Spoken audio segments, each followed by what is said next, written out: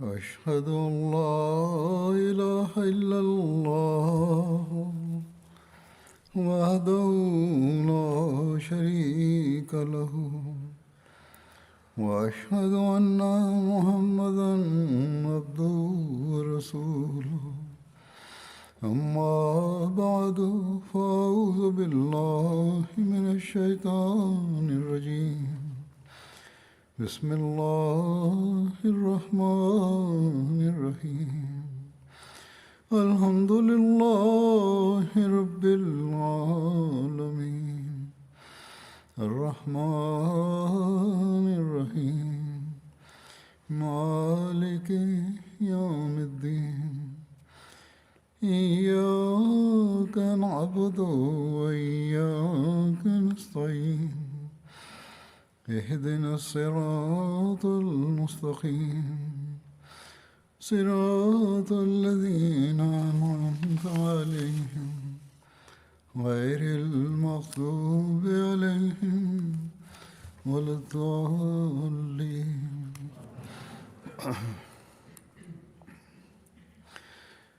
आज 27 मई है।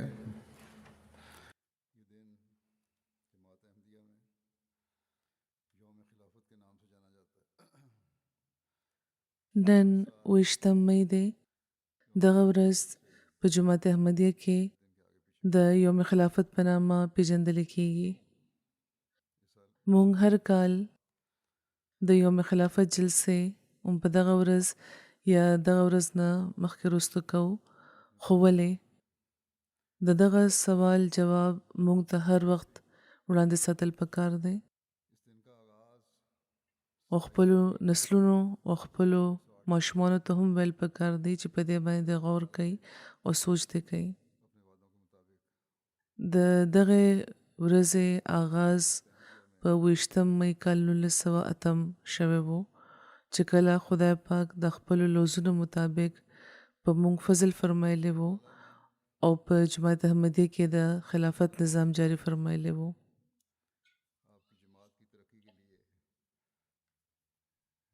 خدای پاک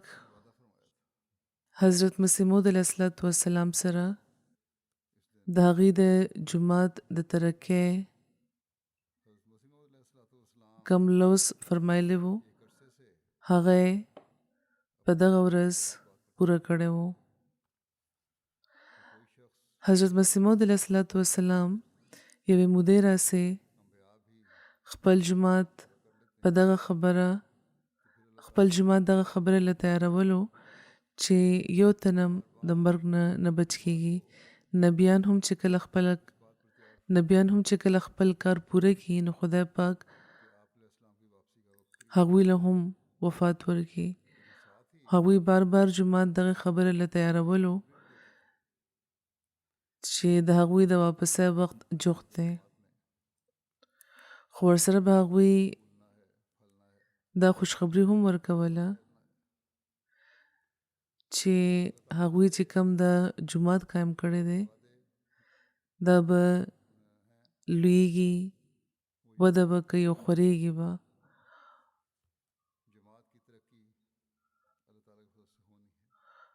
او د خدای پاک چې کم لوزونه دي هغوی سره به یقینا پوره کیږي. جماعت به د خدای پاک په فضل وده کوي او هیڅوک هم داسې نشته چې دغه وده ودري. رسول کریم صلی الله علیه وسلم هم په خپل ارشاد کې د خپل زمانې نه واخله تر د آخرینو زمانې پورې، یعنی حضرت مسیح موعود علیه السلام بیا رستو د هغې د جاری د خلافت نظام نقشه راکاږلې ده. هغوی خپلو صحابه په مجلس کې بیان فرمایي چې تاسو کې به نبوت قائم وي تر څو چې خدای غواړي. یعنی د رسول کریم صلی الله علیه وسلم وجود به په صحابه ترمنځ موجود وي. بیا به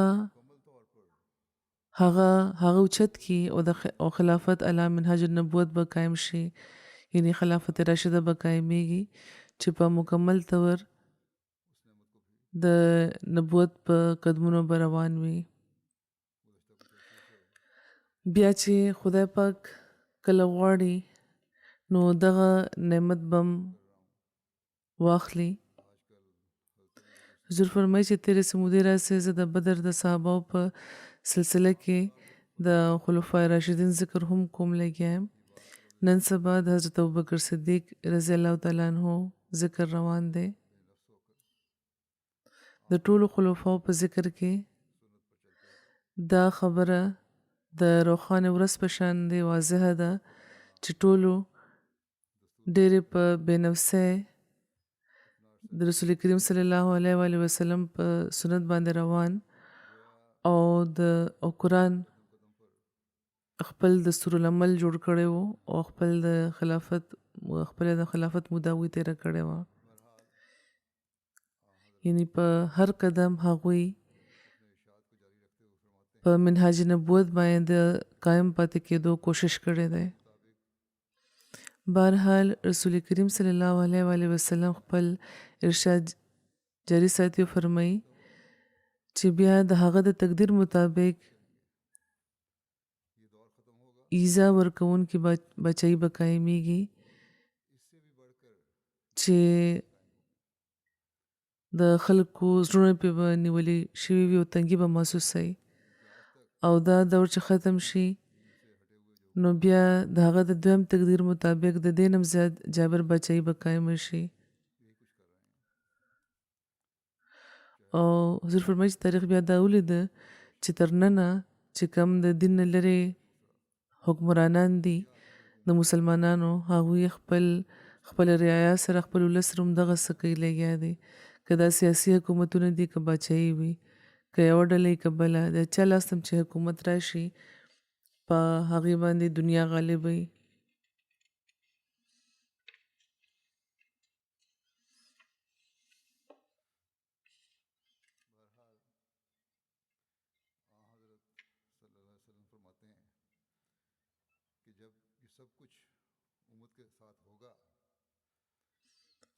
بہرحال رسول کریم صلی الله علیه و آله وسلم فرمایي چې دا هر څه چې کله امت سره کیږي نو بیا د خدای پاک رحم په جوش کې راشي او دا د ظلم دور باغ ختم کی او بیا به خلافت علی منهاج النبوت قائمیږي. نو هغوی چې دا فرمایله نه پس هغوی خاموشه شو. رسول کریم صلی الله علیه و آله وسلم د ظلم د دور د ختمېدو چې کومه پیشګویي فرمایلې وه نو دا د هغو خلکو لپاره وه چې د خاتم الخلفاء مسیح موعود د مهدي موعود بیعت کې به شاملېږي او د هغه د تعلیم مطابق به عمل کوي. خدای پاک خو انتظام فرمایلی دی خو که خلک د دغه انتظام د لاندې نه راځي او په خپل ضد باندې قایم وي نو بیا د دوی هغه نتیجه راوځي او راوته ده چې کوم نن سبا مسلمانان ګوري لګیا دي. خدای پاک دغه خلکو له هم عقل او پوهه ورکړي چې دوی د رسول کریم صلی الله علیه و آله وسلم د رښتوني غلام چې دوی د رسول کریم صلی الله علیه و آله وسلم رښتوني غلام وپېژني.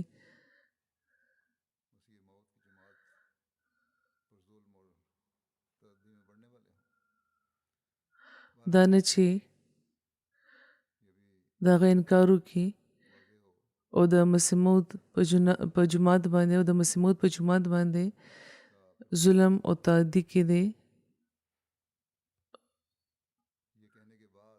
مخکې شي. بهرحال دا دې هم واضح شي چې د رسول کریم صلی الله علیه و آله وسلم بیا خاموشه کېدل د دغه وینا نه پس چې تاسو کې به په آخري زمانه کې خلافت علی منهاج النبوت قائمیږي دا د دغه خبرې اظهار دی چې دا نظام به یوې اوږدې مودې پورې چلی. د ځینې خلک چې ځینې خبرو باندې نه پوهیږي او په دغه وجه دا خبرې کوي چې دغه خاموشۍ مطلب دا دی چې دا نظام به هم زر ختم شي، یعنی د مسیح موعود علیه السلام نه پس چې کوم د خلافت نظام دی نو دغه ټولو خلکو دا ټول خلک غلطي خورده دي. حضرت مسیح موعود علیه السلام په خپله دغه خبرې وضاحت فرمایلی دی چې دا نظام به جاري وي، یو داسې نظام دی چې جاري پاتې کېدونکی دی.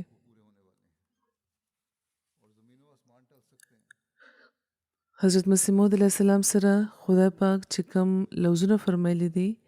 هغه به پوره کیږي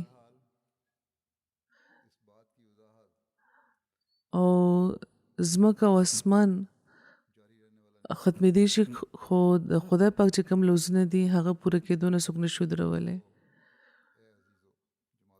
بهرحال د دغه خبرې وضاحت کوي چې دغه نظام د خلافت جاري پاتې کېدونکی نظام دی. حضرت مسیح موعود علیه السلام فرمایي نو یا په ما ګرانو جماعت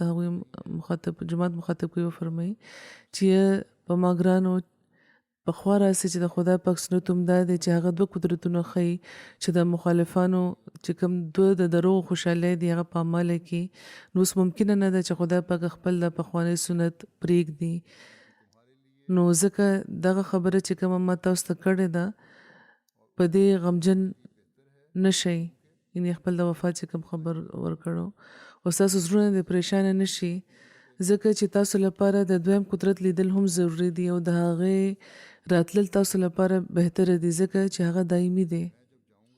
چې سلسله باید تر قیامت نه منقطع کیږي او هغه دویم قدرت نشي راتلی تر څو چې زه لاړ نشم، خو چې زه لاړ شم نو بیا به خدای پاک هغه دویم قدرت تاسو لپاره راولېږي چې تر تله به تاسو سره یې لکه څنګه چې د خدای پاک په براهین احمدیه کې لوز دی. نو د هغوی د الفاظ چې د خدای پاک د لوز دی او دا چې د دویم قدرت یعنی خلافت به تاسو کې تر قیامت قائم وي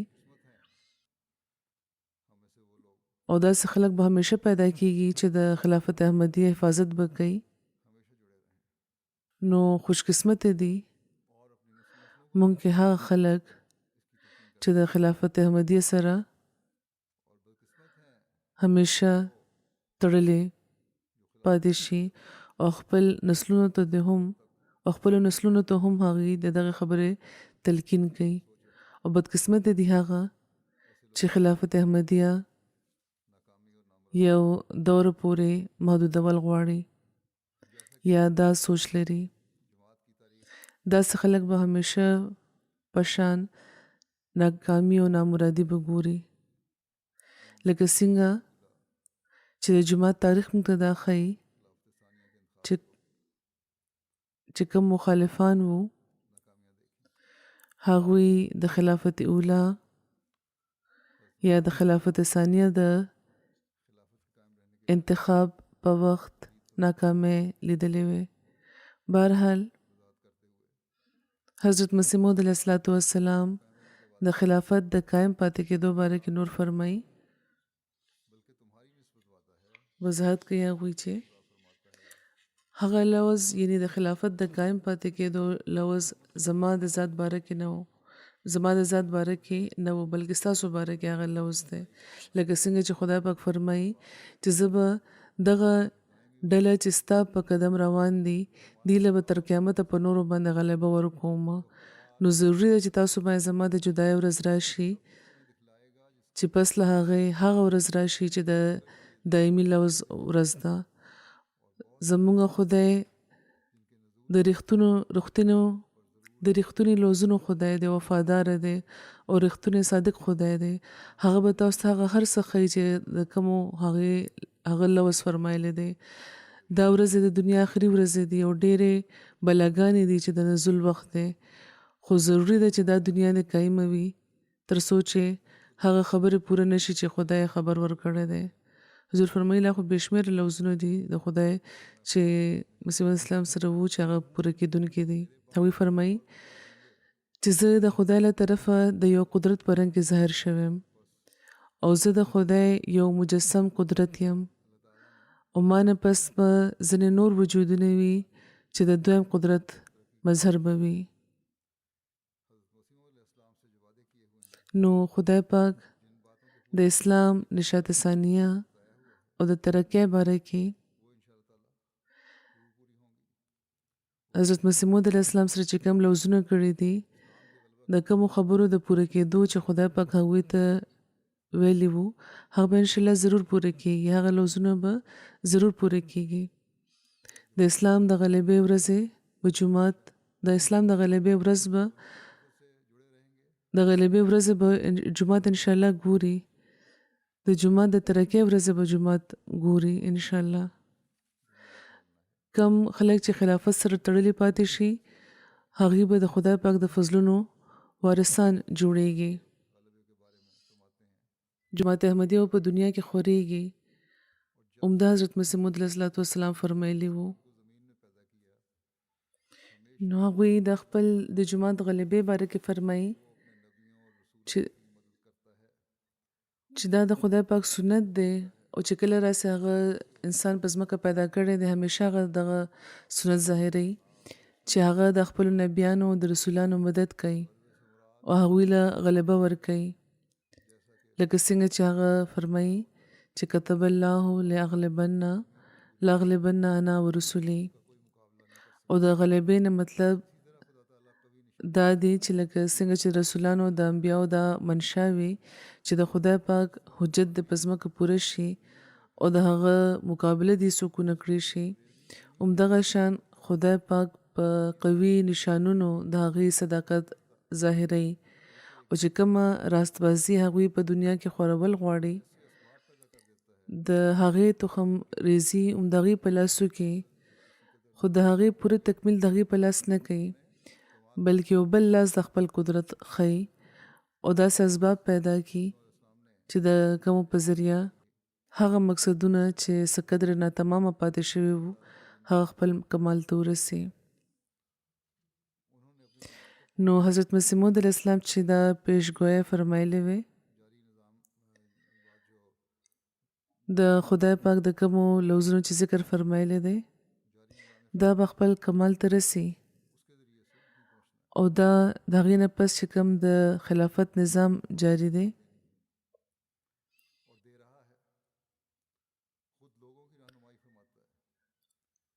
د دې په ذریعه به دا رسي. خدای پاک به جومات له ترقي ورکوي لګیا دی. په خپله د خلکو رهنمایي فرمایي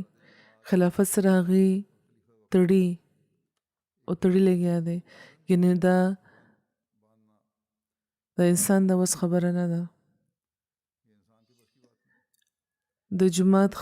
خلک او د وخت خلیفه په یو داسې مضبوط تعلق کې تړل چې مثال ممکن نه وي دا د انسان د وس خبره نه ده. او صرف دا نه چې د هغو خلکو زړونه خدای په خلافت سره تړي چې مخکې نه احمدیان دي بلکې د هغې زړونه هم د خلافت سره تړي چې په خپله بیا وروستو شاملېږي لګیا دي او بیخي نوي راغلي خلک دي چې پوره تربیت هم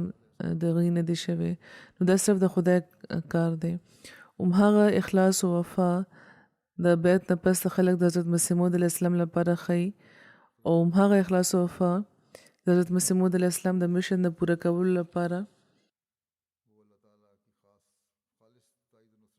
او د هغې په نامه د خلافت احمدیه سره ظاهري لګیا دي. د حضرت مسیح اول بیعت چې څنګه خلکو کړی وو که هغه د خدای پاک سوچه تایید او نصرت نه و نور څه وو. د یو څو منافق طبع خلکو نه علاوه چې په هر جماعت کې وي د خلافت فدایان او مینوال زیاتیږي لګیا دي او چې کوم منافقان وو نو د هغوی سره هغوی ښه پوه شوي وو هغوی په خپل مقام ساتلی وو هغوی ته د سر پورته کولو همت نو شوی بیا د خلافت ثانیه د انتخاب په وخت هم دغه مخالفانو د شور جوړولو نه باوجود چې د خلافت اوله په وخت کې منافقت خودلو او په جماعت کې وو هغوی مخالفت کړی وو خو جماعت حضرت میاں صاحب حضرت مرزا محمود احمد صاحب ویل او په دغه داسې بیا د حضرت خلیفۃ المسیح ثانی بیعت کړی وو باوجود د دې چې دغه خلکو هغوی خلک لمسول شور جوړولو فتنه او فساد پیدا کولو خو بیا دنیا دا وکړه چې څنګه په تیزه جماعت ترقي وکړه په دنیا کې مشن هاوسونه کولاو شو جماعتونه جوړ شو لټریچر خور شو او کم کارونه کولو لپاره چې حضرت مسیح موعود علیه السلام راغلی وو هغه مخ په وړاندې روانو او بیا په خلافت ثالثه کې خدای پاک باوجود له دې چې د وخت له حکومت له طرفه ډیره سخته حمله شوې وه جماعت له ترقیات ورکړی وو هغه خلک چې جماعت په لاس کې کشکول ورکول غوښتو هغه په خپل په بد حل د دنیا نه رخصت شو بیا په خلافت رابعه کې د ترقیاتو یو بل باب کولاو شو د خدای پاک تاییدات او د نصرتونو نوې نندارې مونږ ولیدې د اسلام د اشاعت نوې لارې پرانیستل شوې د وخت د خلیفه د لاس پرې کولو چې چا سوچ کول هغوی خپل لاسونه پرې کړی شو په فضا کې د هغوی بدنونه خواره شو خو د جماعت د ترقۍ قدمونه ودرېده د تبلیغ په میدان کې وسعت پیدا شو د MTA آغاز شو چې د هغې په وجه په هر کور کې د جماعت پیغام رسېدل شروع شو دا د حضرت مسیح موعود علیه السلام سره د خدای پاک چې کوم لوزونه دي د هغې د تکمیل طرف ته ورمخکې کېدل دي همدا هغه څیز دی چې که څوک پرې پوه شي نو دا که د خدای پاک د لوزونو پوره کېدل نه دي نو نور څه دی بیا په خلافت خامسه کې هم خدای پاک د خپلو تاییداتو د نصرت نظارې ښودلې دي MTA کې د اسلام د پیغام رسولو او د حضرت مسیح موعود علیه السلام د مشن د پوره کولو لپاره د نوې لارو د پرانستو انتظام وشو او یو په ځای د MTA 8 چینلونه په مختلفو ژبو کې جاری شو د دنیا په مختلفو ژبو کې د مختلفو پروګرامونو ترجمه شروع شوې د دنیا هر ګوټ ته چرته چې مخکې MTA نتلو هلته هم MTA ورسېدو او د هغه ځای په خپله ژبه کې د هغه ځای خلکو هغه ملکونو او د هغو علاقو اوسیدونکو ته د احمدیت او د حقیقي اسلام پیغام رسیدل شروع شو او د دې په وجه په لکونو سعید روحونو ته د احمدیت د قبلولو توفیق ملاو شو بیا خدای پاک د MTA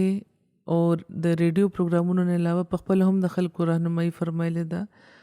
او د خوبونو په ذریعه او د مختلف لټریچر په ذریعه د احمدیت پیغام د قبلولو توفیق ورکړی دی موږ چې د احمدیت تاریخ ګورو نو معلومیږي چې څنګه د ځینو خلکو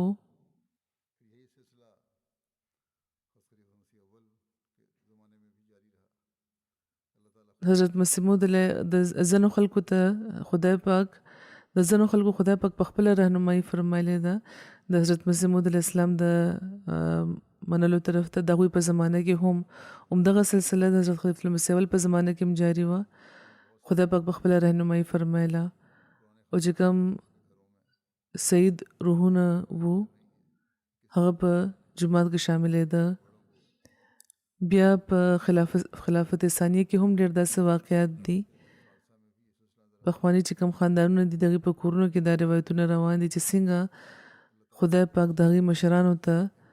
د حق قبلولو توفیق ورکړی و بیا په خلافت ثالثه کې هم دا سلسله مونږ ګورو او په خلافت رابعه کې هم د خدای پاک له طرفه سعید روحونو ته د احمدیت د قبلولو طرف ته راهنمایي شوې ده او دا هر څه خدای پاک د حضرت مسیح موعود علیه السلام سره چې کوم لوزونه وو د هغې نتیجه ده. همدغه شان د هر خلافت د هر خلیفه په دور کې د هر خلافت په دور کې جماعت وده کوله او په خلافت خامسه کې هم د خدای پاک همدغه سلوک دی چې خدای پاک د تبلیغ نوې لارې پرانیزي لګیا دی او د خلکو په زړونو کې هم د حضرت مسیح موعود علیه السلام پیغام چې د اسلام حقیقي پیغام دی د هغې د اورېدو او د هغې د قبلولو طرف ته د هغوی توجه جوړوي، د هغوی پام ګرځوي او داسې واقع کېږي چې سوچه د خدای پاک چې کوم سوچه تایید دی د هغې نه موږ خبرېږو. ګینې صرف د انسان په کوششونو هېچېرې هم خلکو به داسې نو قبول کړی. حضور فرمایي چې زه به یو څو واقعات بیان کړم چې څنګه خدای پاک د خلکو زړونه د اسلام او د احمدیت طرف ته د اړولو سامان فرمایلی وو او د خلافت احمدیه چې کوم صداقت د هغې باندې واضح کړی وو او څنګه د خلکو په زړونو کې د خلافت سره محبت پیدا کو. ګینې بساو د افریقې یو لرې ملک دی، هلته یو عیسائی ملګری دی زموږ عبدالله صاحب. هغې بیانوي چې څه موده مخکې هغوی خوب لیدلی و چې یو تن دی چې سپینه ږیره ده او پټکې په سر دی او خلکو ته خطاب کوي لګیا دی او خلک په مکمل خاموشۍ د هغه خطاب اوري. د هغه تن د خطاب کولو انداز بالکل ساده دی، وایي زموږ د خلکو نه مختلفه دی. وایي چې سترګه مې چې وغړېده نو هېڅ پوه نه شوم، بیا رانه هېرم شو. څه ورځو پس ته بیا یو ځل بیا همدغه شان خوب هغې ولیدو او بیا د دې په وجه هغه د هغې په ذهن کې هغه مخ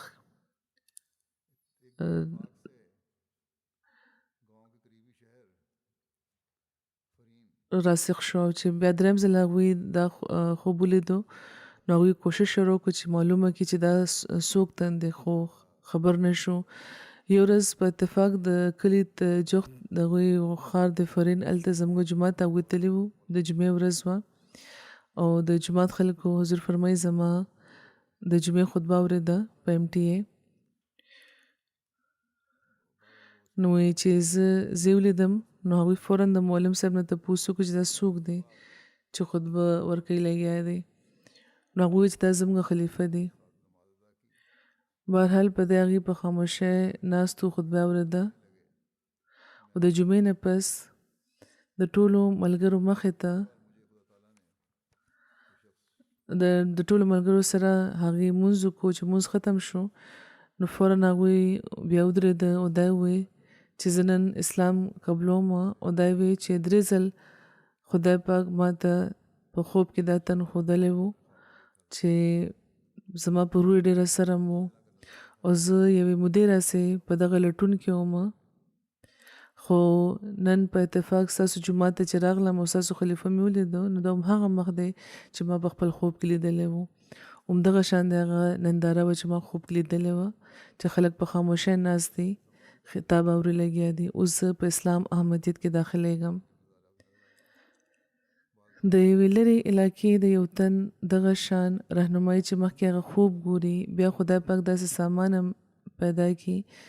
چې ورته هغه شان ننداره ښکارم شي. ځینې خلک وایي چې موږ سره داسې ولې نه کېږي. نو دا خو د خدای پاک فضل دی چې چا هغه غواړي رهنمایي فرمایي. خو دې لپاره نیک فطرته کېدل هم ضروري دی او د خدای پاک طرف ته ټیټېدل هم ضروري دی. یقینا د انسان څه نیکي به وي د هغه تن چې خدای پاک داسې د هغه رهنمایي فرمایله. بیا د ګامبیا امیر صاحب لیکي چې هلته یوه میرمن ده سسټر فاټو صاحبه شپېتو کالو ته چوغ د هغې عمر دی. هغې وایي چې زموږ علاقې ته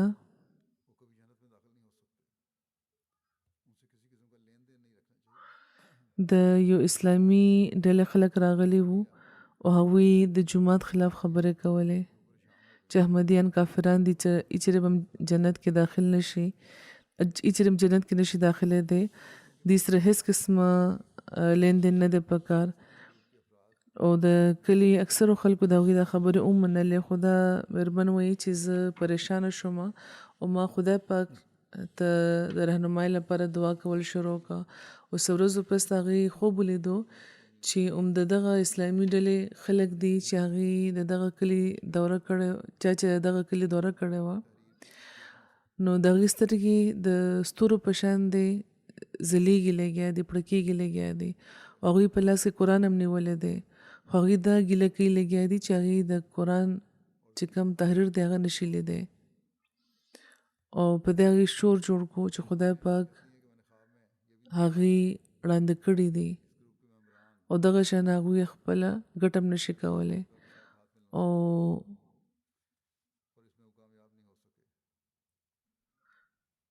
ذلیل شو، خوار شو، تباه شو. هغوی چې ما په خوب کې دام لیدلی وو چې د دغه ډلې خلکو د جماعت احمدیه خلیفه سره لاس ملاول غوښتو، خو په دې کې کامیاب نه شو. او هغوی دا اعتراف کوي لګیا دي چې احمدیت خو بېشکه رښتونه دی، خو که موږ دا ومنلو نو بیا زموږ مریدان به موږ نه واوړي. بهرحال دغه ښځې د خپل کور خلکو ته هم دا خوب واورولو سهار، او وایي چې خلک وایي چې په افریقنیانو کې پوهه کمه ده، خو بهرحال هغوی خپل تعبیر دام کړو چې لکه څنګه چې دوی سترګې روښانه وي خو دې نه باوجود دوی د قرآن تحریر نشو پیژندی، نو دې مطلب همدا دی چې هغې د حق نه په مکمل طور ګمراه شوي دي. نو داسې عجیبه واقعیت د ځینې خلکو د احمدیت د قبلولو وي چې دا ظاهریږي ترې نه چې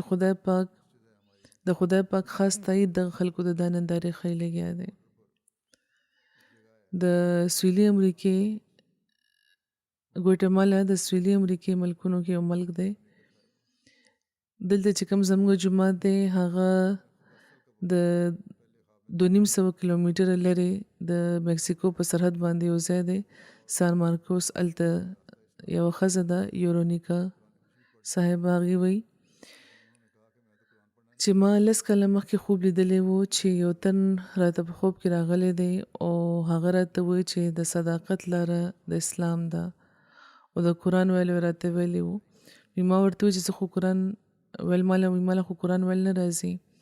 نو هغې راته وویل چې ته ویلی شې. او سهار چې زه پاڅېدم نو ما خپل خاوند او خپل پلار ته ذکر وکړو د دغه خوب، نو هغې راته وویل چې اسلام هېڅ هم د صداقت لاره نه ده،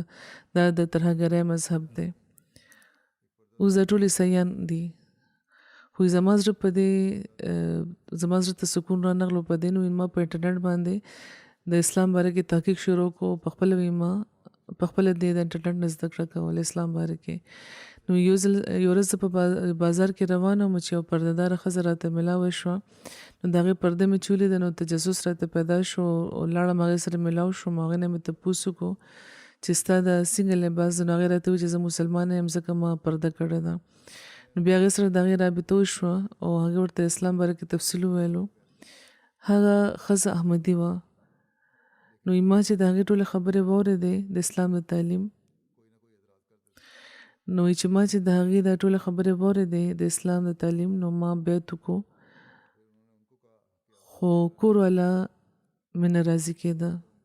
څه نه څه اعتراض به کولو، نو د هغې جواب وی ما نشو ورکولی. نو بیا هغې ته وویل چې تاسو زموږ کور ته راشئ، زه به خپل خپلوان راغونډ کړم او تاسو د هغې د اعتراضاتو جواب ورکوئ. نو زموږ بې شمېره تبلیغي نشستونه شوي وو، تبلیغ هم کول بیا دوی شروع کړو، صرف بیعت نه و کړی بلکې پیغام هم بیا مخکې رسولو، ملګري راغونډ کړه او بیا د هغې لپاره د ضیافت انتظام کړی و. د دې یو زوی دی چې د وکالت تعلیم ترلاسه کوي لګیا دی د یونیورسيټي په آخري کال کې دی هغه هم بیعت کړی دی او هغوی دومره جوش او شوق لري چې د انټرنیټ په ذریعه هغوی ناظره قرآن په خپله زده کړی دی او ډېر سورتونه هغوی زباني یاد کړي دي او بیا اډیو هغوی اورېده په خپله ژبه کې په رومن کې عربي خو نشو دی لیکلی نو قرآن یې ټول په رومن کې لیکلی دی امیر صاحب وایي چې کله زه په دوره تلم نو د دې نوټبوک مې ولیدو نو ټول قرآن هغوی په خپل لاس لیکلی و اوس عربي هم لیکي لګیا ده زده کوي لګیا ده هغه په عربی کې لیکي نو دغه شان خدای پاک صرف دا نه چې سید روحونه جومات ته راولي لګیا دی بلکې د حضرت مسیح موعود علیه السلام نه پس ته چې کوم هغو سره چې کوم لوظونه وو هغه هم پوره کوي لګیا دی انډونیشیا هم یو د لرې علاقه ده هلته یو زلمي هلک ته چې تبلیغ وکړی شو نو هغه فورا بیعت وکړو او د جومات صدر وایي د هغه جومات نور صاحب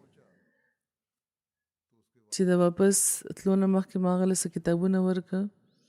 او د حضرت مسیح موعود علیه السلام د تصویرونو والا بروشرز مې ورله ورکړه چې کله کور ته ورسېدو هغه هلک نو د هغه پلار یو بروشر ولیدو تپوس یې ترې وکړه چې دا تصویر د چا دی نو هغه جواب ورکړو هلک چې دا د امام مهدي تصویر دی پرون شپه ما یو خوب لیدلی و چې امام مهدي تشریف راوړی دی نو ځکه ویم څه جماعت احمدیه تعارف و مخکې نه نو ما فورا بیعت وکړه نو په دې دغه والد صاحب وایي چې زه هم بیعت کول غواړم نو دغه شان خدای پاک شاملی لګیا دی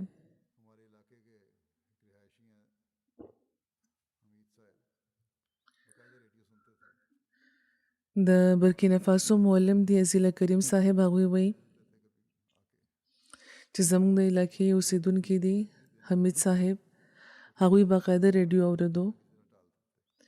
جمعه سره هغوی همدردي م لرله چنده به م ورکوله بلکې ځینې وخت پاکدګۍ سره هغوی ورکوله خو چې د بیعت به ورته وویلی شو نو خبره به وځنډوله حضور فرمایي چې عامه چنده خو به یې نه ورکوله تحریک جدید یا وقف جدید به ورکول یا څه بل مد کې به هغوی صدقې ورکوله خو بهرحال چنده به یې ورکوله د مال قرباني به چې کومه هغوی کوله حضور فرمایي چې په غانا کې هم ما لیدلي چې ډېر خلک داسې دي چې حضور کله چې ځال تومن هغوی چې کوم خپل زکات و نو هغوی به جومات له ورکولو چې خپلو مولیانو له موږ ورکړو نو هغوی به یې وخوري خو جماعت احمدیه به د دې صحیح استعمال کوي نو بهرحال دغه شان خلک کوي هلته نو یو ورځ هغوی په خوب لیدلي و چې اجتماع کېږي لګیا ده چې پکې خلک د یو چاردیواری کې دننه دي او څه ترې نه بهر هم دي د چاردیواری نه نو ما چې وکتل نو د چاردیواری دننه ټول احمدیان وو نو په دې زه دا وایم چې زه هم دوی سره یم نو ما د هم پکار چې ما زه د هم دننه ورشم نو دا آواز راشي چې په دغه چاردیوارۍ کې هم هغه خلک داخلېدی شي چا چې بیعت کړی و تاسو چونکې بیعت نه دی کړی ځکه تاسو دننه نشئ راتلی نو بله ورځ هغوی لاړو بیعت یې وکړه د دغه خوب نه پس ته نو انساني کوششونو خو هغوی په جومات کې شامل نه کړی شو خو نیک فطرته و نو خدای پاک هغوی ضایع نه کړه خدای پاک هغوی نه ضایع کول غوښته داسې د هغې رهنمایي وفرمایله دا هم دغه خلکو د اعتراض جواب دی چې دا وایي چې موږ له خوب نه راځي نو مخکې پاک فطرته شئ ذهن خالی کړئ دعا وکړئ نو بیا خدای پاک هم رهنمایي کوي د مالی یو ملګری دی محمد صاحب محمد کونې هغوی د جومات ریډیو اورېدلی و او کم خلک چې د جومات خلاف خبرې کوي د هغې خبرې مې اورېدلی وې او یې نه پس هغوی دعا شروع کړه چې خدای پاک د هغې ته سیده لاره وښایي وی دې نه پس وی ما خوب لیده چې یو تن دی چې هغه دا وایي یو ازبرګ و هغه دا وایي چې هر تن به په احمدیت کې شاملیږي که اوس راشي یا بیا وروستو نو دا خو د خدای پاک تقدیر دی د حضرت مسیح موعود علیه السلام سره د خدای پاک لفظ دی لکه څنګه چې حضرت مسیح موعود علیه السلام فرمایلی دي چې خلافت احمدیه چې کوم جاری نعمت دی د دې په ذریعه به د حضرت مسیح موعود علیه السلام د مشن تکمیل کیږي. بهرحال په دغه خبره هغوی بیا بیعت وکړو. بیا د ګینی بساو مبلغ لیکلی دی چې زمونږ نومبای دی عثمان صاحب هغې خبر شو چې د هغوی خپلوان په کثرت احمدیت قبلۍ لګیا دي. نو هغوی ځینې ملایان راغونډ که او دغه علاقې ته راغله چې د جومات مخالفت وکړی شي. نو زموږ معلم هغوی ته وایي چې تاسو ضرور مخالفت وکړئ، تاسو به نه ودرولې کیږئ، خو زموږ پیغام یو ځل واورئ، خبره واورئ، بیا چې کوم مخالفت کول غواړي وکړئ سره د دلیل. نو ملایانو خو د راتلو نه انکار وکړو د پیغام اورېدو لپاره، خو عثمان صاحب دعوت قبول کو او د جومات پیغام اورېدو راغله. هغوی د حضرت مسیح موعود علیه السلام د راتګ نه خبر کړي باره کې هغې ته وویلی شو، او په کوم ورځ چې هغې راغلي نو د جمعې ورځ وه، هلته هغه ورځ په MTA باندې حضور فرمایي زما خطبه را روانه وه. نو موږ ورته ووایو چې که تاسو سره څه وخت شته نو څه وخت لپاره خطبه واورئ. نو هغوی وویل چې لږ وخت را سره شته، زه به څه وخت لپاره خطبه واورم. خو چې کله یې خطبه اورېدل شروع کړه نو هیر شو ترې چې څومره وخت ولګېدو او مکمله خطبه هغوی واورېده. او بیا وروسته هغې دا وی چې جماعت احمدیه کافره نشي کېدی، جماعت احمدیه کافر کېدی نشي، لکه څنګه چې ما اورېدلي وو، ځکه چې د هغې خلیفه خو د حضرت رسول کریم صلی الله علیه وسلم د صحابه سیرت وړاندې کوي لګیا دی، او یو کافر جماعت دا کار نشي کولی. او د هغې نه پس د هغې د جومات مخالفت ختم کو، سموده پس د خپل خاندان سره په جومات کې شامل شو، او صرف دا نه شامل شوي دي بلکې تبلیغ هم کوي لګیا دی،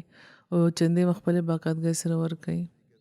نو دا هم د خطباتو اثر دی چې کم کېږي لګیا دی، او دا هم د خدای پاک دا اثر هم د خدای پاک د وخت د خلیفه په خطبو کې اچوي. د کانګو کنساشا مقامی مشنری دی، هغوی وایي چې په یوې علاقې کې تبلیغي مهم موږ شروع کړو، نو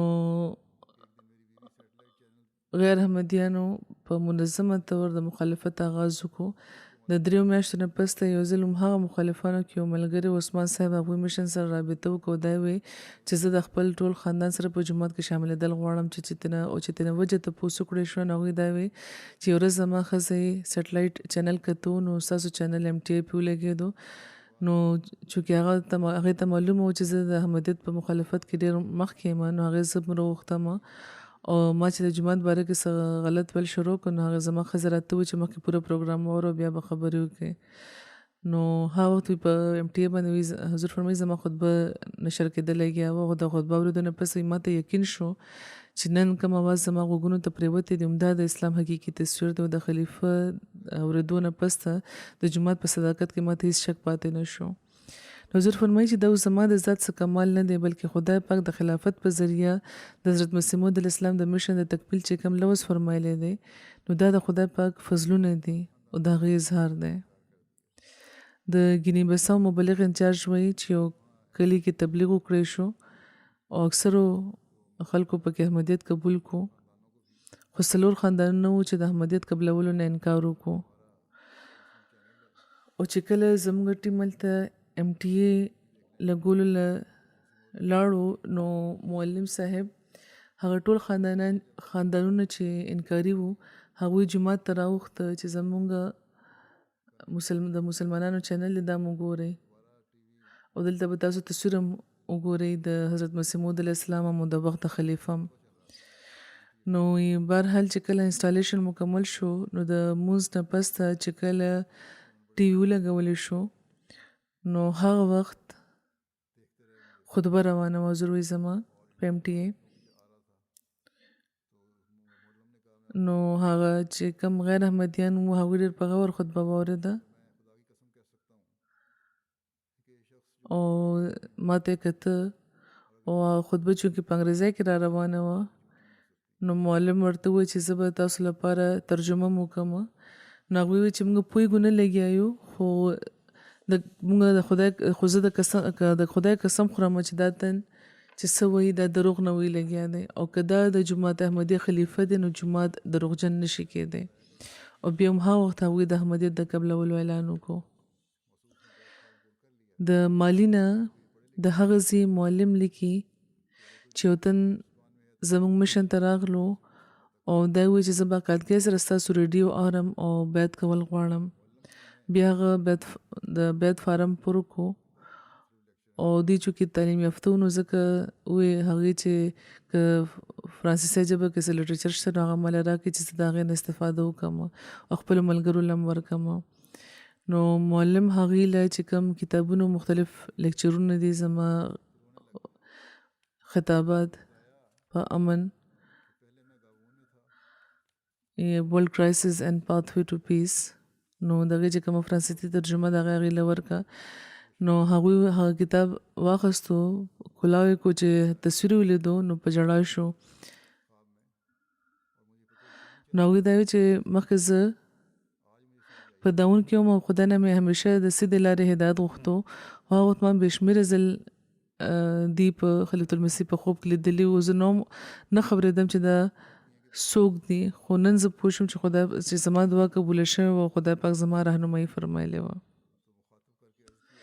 نسمه صاحبه ده د عربو هغې دا وایي چې د بیت نه 2 کاله مخکې ما په لومبي ځل د حضرت مسیح موعود علیه السلام تصویر لیدلی و نو تصویر ما مخاطب کو عرض مې ورته کړی و.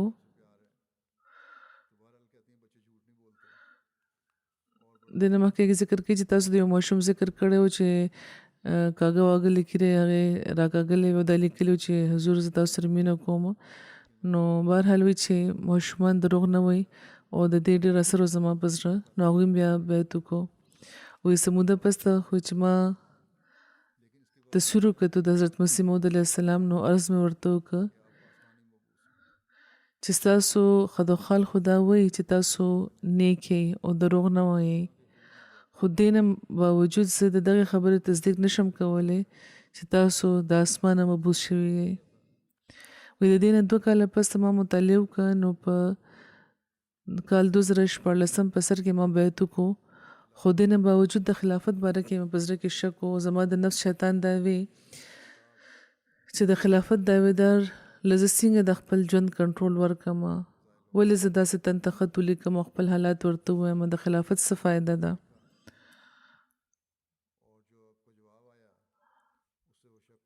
نو دغه شک مې د حضرت مسلم موعود د کتاب خلافت راشده او دغه کتاب نظام خلافت اور اطاعت د دې په مطالعه وی زایل شو او د ټولو خبرو وضاحت راته شو.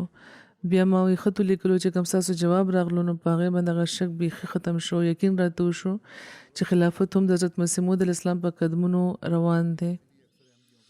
بیا هغې لیکي چې کومه مینه خدای پاک په خپله په زړونو کې اچوي نو هغه په مضبوطۍ هغه قایموي او د دې سبب موږ ته نه معلومیږي. بیا هغې لیکي چې همدې لپاره اکثر احمدیان حضرت مسیح موعود علیه السلام سره مینه کوي د هغې خلفا سره عموما او د هغوی سره خصوصا د ماشومانو په شان مینه کوي. وایي بیعت نه مخکې موږ ته دغه قسمه د مینې هېڅ اندازه نه وه. د نایجیریا نه سرکل مشنری لیکي چې یو د سوال جواب مجلس دوران خلکو کې په دغه خبره باس روان شو چې ماشومان د پلار په نامه پلار د نامې په ځای د خاندان په نامه چې کم دي هغې باندې رابلل پکار دي. نو په دې هغې ته ویلی شو چې قرآن خو دا وایي چې ماشومان د خپل پلار په نامه باندې بلل پکار دي او په دې په خاص طور باندې غیر احمدیان او نو موبای هغوی له په پوره طور مطمئن نه وو خو د 2 ورځو نه پس ته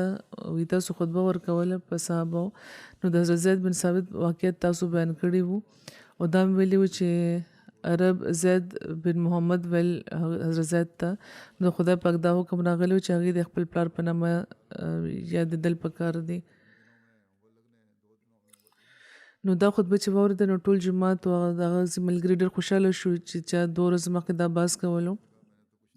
او دا وی چې زه وخت خلیفه زموږ رهنمایي وفرمایله او د ځینو خلکو دا خیال چې شاید په دغه ورځو کې مبلغ دا خبره رسول ده د وخت خلیفه ته نو ځکه هغې ذکر کړی دی خو هغوی ورته وایي چې ما خو اسم نه ویلي نو بیا موږ ډېر خوشحاله شو چې خدای پاک په خپله زموږ د سوال جواب موږ له راکړو او په دغه خوشحالۍ کې د جومات یو مالداره تن یو لوی ټي وي واخیستو د MTA لپاره او په جومات کې هغه ځای کې ولګولو چېرته چې لجنه دي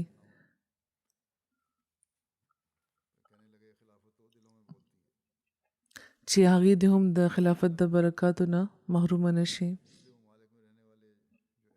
یعنی یا مالداره تن یو لوی ټي وي واخیستو جومات کې د هغه ځای کې لګولو لپاره چېرته چې لجنه او ښځې ناستې وي چې هغې دې هم د خلافت د برکاتو نه محرومه نه شي بیا هغې وی چې خلافت خو په زړونو کې خبرې کوي اوس د لرې علاقو مختلفو ملکونو اوسېدونکي چې کوم احمدیان دي د مختلفو قومونو دي د مختلفو نسلونو دي د دې خلافت سره تعلق څوک پیدا کوي لګیا دی یقینا دا د خدای پاک تایید او نصرت دی ګینې د انسان سوچ د دې احاطه نشي کولی بیا د نروې یوه ښځه ده بریفان صاحبه هغې دا وایي چې هر رښتونی احمدي وایي چې زمونږ ګران حضور زموږ په زړونو زموږ په سترګو کې اوسېږي موږ د هغې لپاره دعا کوو او په دغه دنیا کې زموږ هیڅ غم موږ ته نشته سوای له دې چې هغې دې موږ خوشحاله کړو د هغوی د بار د کمولو طریقې دې سوچ وکړو او هغوی تاسو په خطبو کې فرمایي چې څنګه صحابه په خپلو جسمونو باندې غشې خوړلې وو د رسول کریم حفاظت یې کړی و د حملو مخې ته ولاړ و ټینګ نو دغه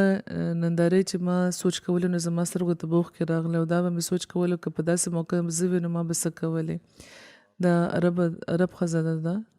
نو آیا زه به ټینګه ولاړه وې نو بیا زه دعا کوم چې خدای پاک دې مله توفیق راکړي چې د دغه صحابهو په شان دی د وخت خلیفه باندې او خلافت لپاره خپل ژوند خپل زړه خپل مال او اولاد هم قربان کم او د دې حفاظت دې وکړم او ډېرو کلونو راڅخه ما په مونځ کې دا دعا کوله چې څومره ستاسو پریشان هم او غم دي او څومره چې ذمهواری دي خدای پاک په تاسو باندې هم د هغې د شمېر برابر فرښتې نازلې کړي او تاسو نه د ګیر چاپېره وي هغه نو دغه د اخلاص او وفا تعلق دی چې خدای پاک په زړونو کې پیدا کړي لګیا دی د خلکو انشاءالله تر قیامته د خدای پاک د وفا او اخلاص په کې وده کوونکي داسې خلک به حضرت مسیح موعود علیه السلام جومات له به ورکوي او خلافت له به ورکوي او دنیادار په دې نشي پوهېدی په جرمني کې یو عرب بیعت کړی و نو د هغې واقفکار ورته وویل چې ته قادیاني شوې نو د هغه نوموبی ورله جواب ورکړ چې تاسو دلته یې سل عرب خلک یې دلته تاسو په څه خبره نشي راغونډېدی د سل کسان هم او د جماعت احمدي یو امام دی چې د هغه په وینا جماعت پاسي او کینی نو ځکه د هغې په کورونو کې برکت دی نو اوس تاسو راته وایي چې تاسو کې څه خوبي ده چې زه تاسو سره ملاو شم او دا پرېږدم نو تر څو چې خلافت دی نو هر احمدي به ورسره انښتې وي او د خدای پاک د فضلونو وارث به جوړیږي نو دې ځکه موږ ته خپل عملونه هم د خدای پاک د تعلیم مطابق به جوړولي ولا به دا نعمت فایده ورکړي دا د خدای پاک لوز دی چې کوم خلک ایمان راوړو سره خپل عمل د خدای پاک د ښودلې طریقې مطابق ساتي هغې به د خلافت د برکتونو نه فیض پورته کوي یقینا موږ به خدای پاک باندې کامل ایمان راوړو او د هغه د عبادت حق پوره کوونکي یو یعنی که موږ د خدای پاک باندې کامل ایمان راوړو د هغه د عبادت حق پوره کوونکي شو او زموږ هر عمل د خدای پاک د رضا لټون لپاره وي نو الله به موږ به دا فیض پورته کوو حضرت مسیح موعود علیه السلام فرمایي چې په قرآن کې خدای پاک ایمان سره صالح عمل هم ایښودلی دی او صالح عمل دې ته وایي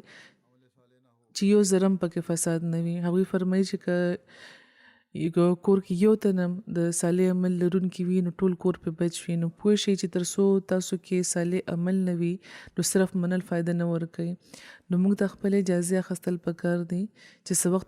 څه وخت هم شیطان په موږ حمله ونه کړي خدای پاک زموږ پلار نیکه ته د حضرت مسیح موعود علیه السلام د منلو توفیق ورکړی و یا موږ له د هغې د منلو توفیق راکړی دی نو دا د هغه احسان دی او د دغه احسان فیض جاري ساتلو لپاره موږ ته مستقل خپل ایمان د زیاتولو او په ایمان باندې نظر ساتلو ضرورت دی چې د لپاره چې موږ کې هر تن د دغه فیض نه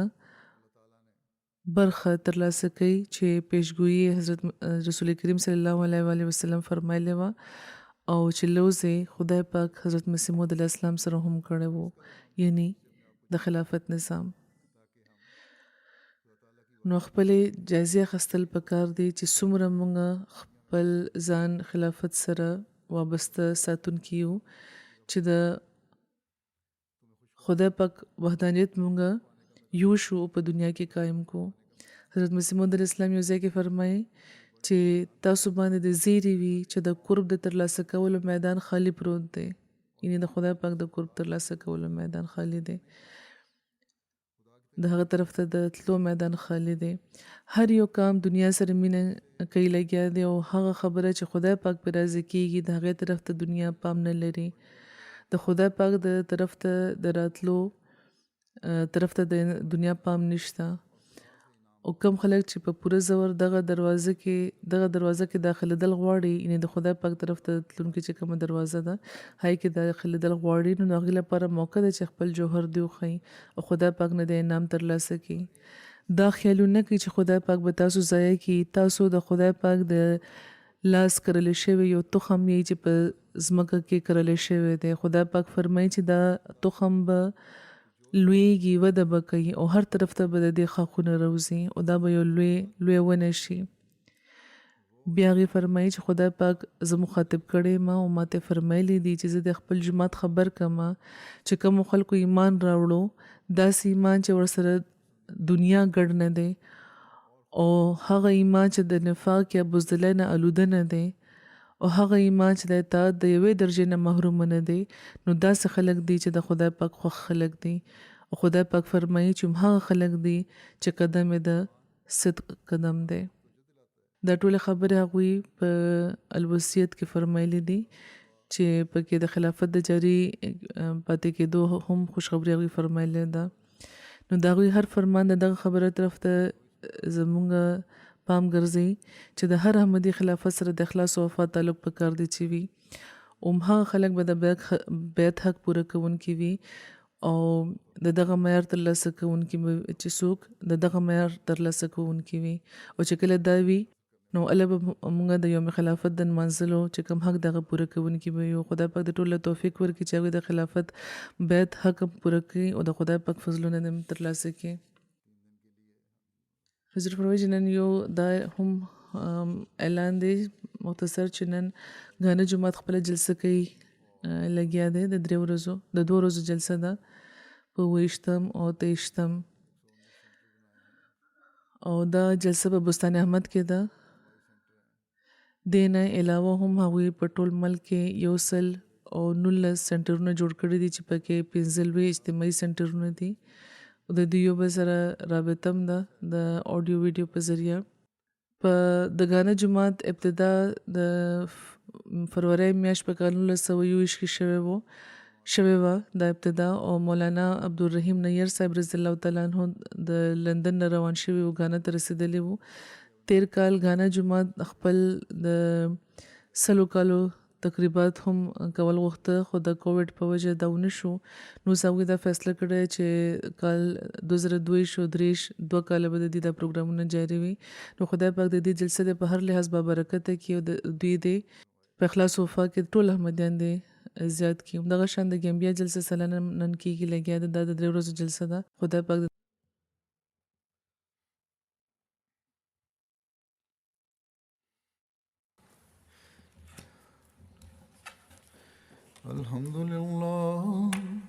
الحمد لله نحمده ونستعينه ونستغفره ونؤمن به ونتوكل عليه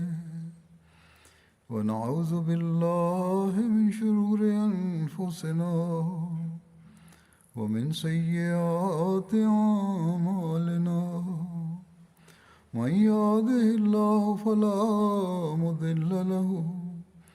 ومن يضلل فلا هادي له ونشهد أن لا إله إلا الله ونشهد أن محمدا عبده ورسوله. عباد الله رحمكم الله